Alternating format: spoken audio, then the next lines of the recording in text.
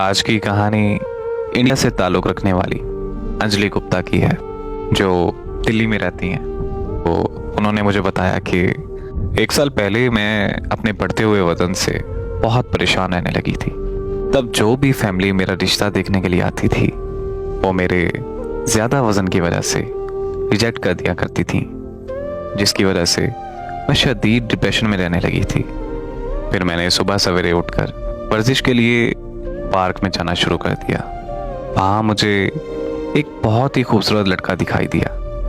वो बिल्कुल मेरे ख्वाबों के शहजादे जैसा था। मुझे पहली नज़र में ही उससे शदीद मोहब्बत हो गई। मैं उससे बात करने का सोच ही रही थी कि वो मेरे पास आया और मुस्कुराते हुए मुझे कहने लगा कि आपको पहले कभी यहाँ नहीं देखा। मैं उस टाइम इतनी नर्वस थी कि मुझसे बात ही नहीं हो पाई। फिर वो मुस्कुराता हुआ वहाँ से चला गया। मैं सारा दिन सारी रात उसी के बारे में सोचती रहती थी। अगली सुबह जब मैं फिर से पार्क गई तो उसने वही सवाल पूछा। मैंने उसे हाँ कहा और फिर हमारी बातचीत होना शुरू हो गई। हम रोज़ पार्क में मिलने लगे और घंटों बातें करने लगे। वो वक्त मेरी ज़िंदगी का सबसे खूबसूरत वक्त था। मैं उसे अपनी मोहब्बत का इजहार करना चाहती थी, लेकिन डर लगता था कि कहीं वो इनकार ही ना कर दे। एक दिन मैंने बहुत हिम्मत जुटाई और मैंने उसे प्रपोज कर दिया। और फिर वही हुआ जिसका डर था। वो वहाँ से चुपचाप चला गया और दोबारा कभी मुड़कर नहीं आया। मैं रोज़ घंटों पार्क में बैठी उसका इंतज़ार करने लगी। मैंने आसपास के लोगों से भी पता किया, लेकिन वो कहीं नहीं मिला। मैं दिन ब दिन उसके इंतज़ार में ज़हनी बीमार होने लगी और मैं इस हद तक डिप्रेशन में चली गई कि मुझे पिंक अटैक होने लगा।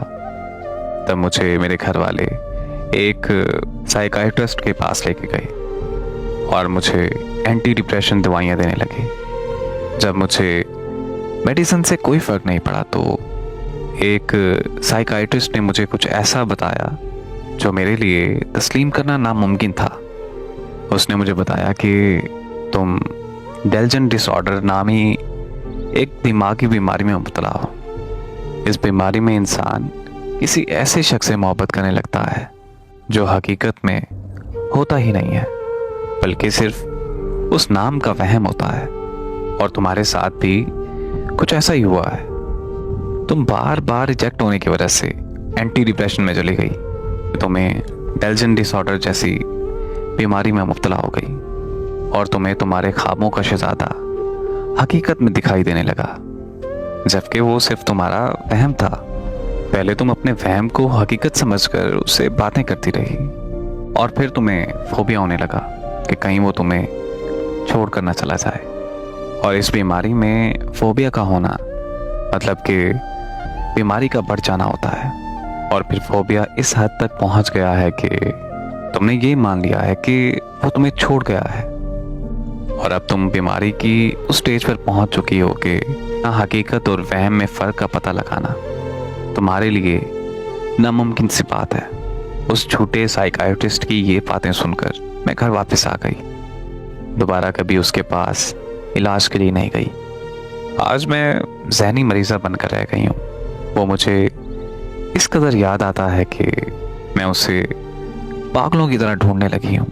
मैं उसका बड़ी शिद्दत से इंतज़ार करती हूँ, जिससे मैंने मोहब्बत की, जिसको मैंने अपनी ज़िंदगी माना। उसके बारे में मैं ये कैसे मान लूँ कि वो हकीकत नहीं बल्कि मेरा वहम था।